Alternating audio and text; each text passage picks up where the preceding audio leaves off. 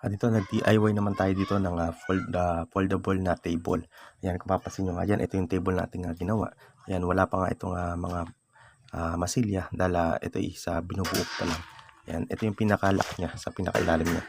Ayan, gumamit ako dyan ng tubo na 3/4 tsaka medya para sa tatamaan o sa pinakalock niya. Ayan, tsaka gumamit ako dyan sa pinaka-stick niya ng 1x1 na tubular. Ayan. At dito yung pinaka-lock niya. Ayan, may pinipindot tayo dyan para mag-lock siya. Ayan, dito sa part na yan. Ayan, pipindutin natin siya rito. At the same time, dapat sabay yung pipindot natin para maitupi natin yung pinakapaan niya.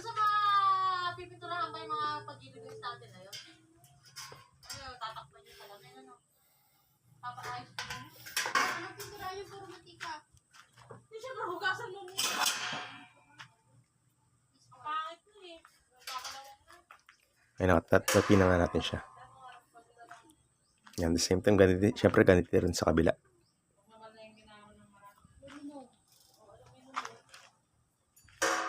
Ayan, papasin nyo yan, halos mag-abot yung dalawang paa niya. Kaya ganyan lang yung naisip ko na foldable. Ayan, para yung paa niya is hindi siya magtama. Dito ilalaminate ko nga pala yung pinaka-tabletop niya. Ayan, laminates na lang yung naisip ko ilagay dito. Kaysa pag-duko varnish pa tayo. Ayan, din-laminate ko na siya para mas maging matibay yung ating top.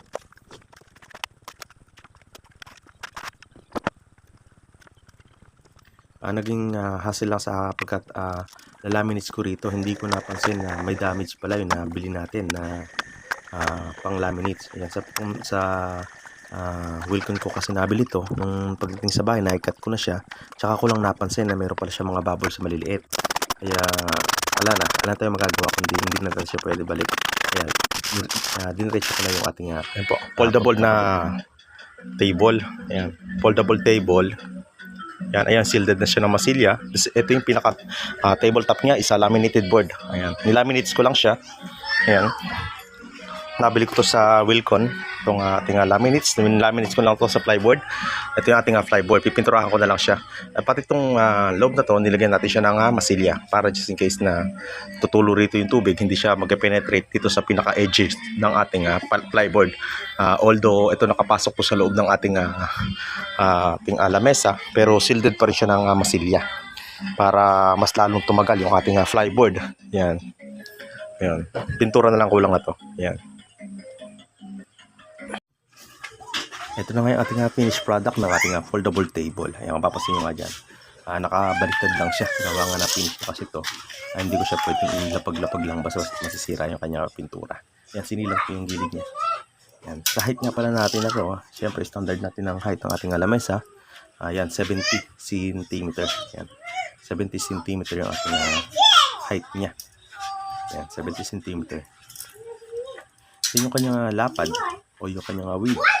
Yan, meron siya 70 cm. 70 cm by 70 cm. Yung kanya naman na length. Yan, meron naman siyang 152 cm. Yan, sa 150 cm o 152 cm is pwede siya. Okay na okay siya dun sa dalawang yan. Pasok siya dyan. Kaya kung saan pasok siya dyan, pag naglagay kayo ng tubular, although yung ito, yung pinakapaa niya, hindi siya magtatagpo, hindi siya magtatama. Kaya sakto lang din yung 150 dyan. Kung papasin nyo nga is malalay siya o gumagalaw-galaw pa nga siya. Ayan, pero once na ilagay na natin itong pinakalock niya, ayan, tubo yung ginamit natin dyan para sa paglalock niya. Ayan, kailangan medyo mahigpit siya. Papasin nyo dyan, pagka nilock na natin siya, isa napakatibay niya na, para na rin siya naka-welding. Ayan, papasin wala na siya kagalaw-galaw.